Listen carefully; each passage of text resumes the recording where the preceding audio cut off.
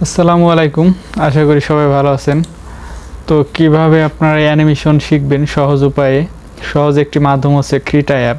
তো এই অ্যাপটি ইনস্টল করে প্রথমে যে অপশনটা আসবে ওই অপশনটা থেকে আপনি ডাউনলোড করে নেবেন। তো আমার ডাউনলোড করা আছে, যার কারণে আমার ডাউনলোড করতে হচ্ছে না। তো আমি সরাসরি চলে আসলাম ক্রিটা অ্যাপসের ভিতরে।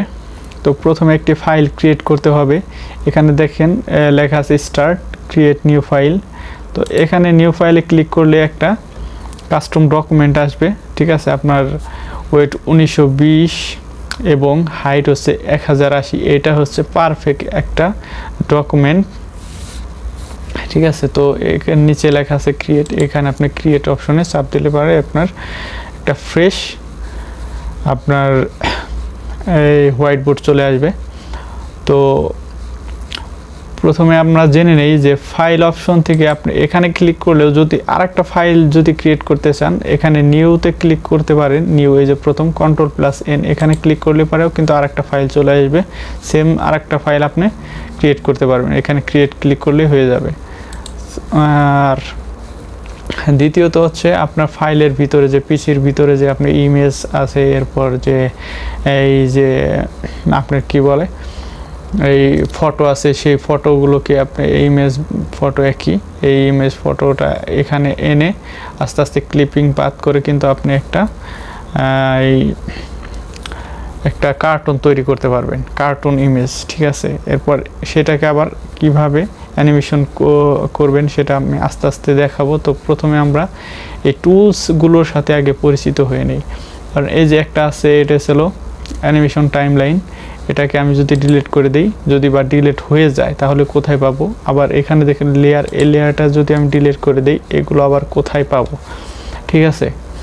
তো ঘাবড়ানোর কিছু নেই। তো এখানে দেখেন file, edit, view, image, layer, select, filter, tools, settings, window, help, ঠিক আছে। এগুলোর সাথে কিন্তু আমরা পরিচিত। কারণ কিভাবে পরিচিত? যারা ফটোশপে কাজ করেছেন বা ইলাস্ট্রেটর কাজ করছেন সেগুলোর সাথে খুবই ভালোভাবে পরিচিত আমি মনে করি, ঠিক আছে। যদি না পরিচিত হন তাও কোনো সমস্যা নাই, আস্তে আস্তে পরিচিত হয়ে যাবেন দেখতে দেখতে, কোনো সমস্যা নাই। তো প্রথমে বলি যে এই লেয়ারগুলো এবং অ্যানিমেশন টাইমগুলো কোথায় পাবেন? আপনার এই যে সেটিংস, এই সেটিংস অপশনে ক্লিক করবেন এবং নিচে আসবেন, দেখেন লেখা আছে ডকার্সে ক্লিক করার পর দেখেন এখানে লেখা আছে অ্যানিমেশন টাইমলাইন, ঠিক আছে। অ্যানিমেশন টাইমলাইন ক্লিক করলে যে চলে আসছে আমাদের সেই অ্যানিমেশন টাইমলাইন, ঠিক আছে। অন ইন স্ক্রিন ও এখানে একই সাথে দেখানো যাবে। তো আস্তে আস্তে আমরা পরিচিত হব। এরপর আসবেন আবার সেটিংসে আসার পর ডকারে ক্লিক করলে দেখেন এই যে এখানে লেয়ার লেখা আছে, লেয়ার, ঠিক আছে।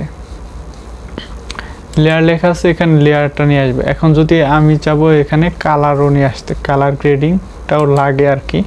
তো ডকার্সে যে এখানে দেখেন লেখা আছে এই কালার গ্রেডিং, ঠিক আছে।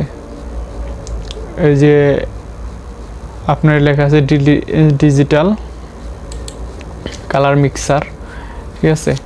এখানে চলে আসলো। তো এখানে ছিল আপনার সিলেকশন টুল, শেপ টুল আছে, এরপর আছে আপনার এই টেক্সট টুল, এরপর এডিট শেপস টুল, তারপরে আছে আপনার ক্যালিগ্রাফি, যেটাকে আপনারা পেন টুল বলে থাকেন বা পেন টুল আমিও বলে থাকি। এই পেন টুলটা হচ্ছে আপনার অন্যান্য সফটওয়্যার ক্ষেত্রে, তো এখানে আবার দিচ্ছে ভিন্ন নাম, যাই হোক কোনো সমস্যা নাই। এরপরে ছিল আপনার ব্রাশ টুল, এরপর আছে লাইন টুল, এরপর আছে আপনার রেক্টেঙ্গেল টুল, এরপর আছে ইলিপস টুল, এরপর আছে পলিগন টুল। তো এই সবগুলো টুলসের সাথে আস্তে আস্তে পরিচয় হওয়া যাবে, কোনো সমস্যা নেই।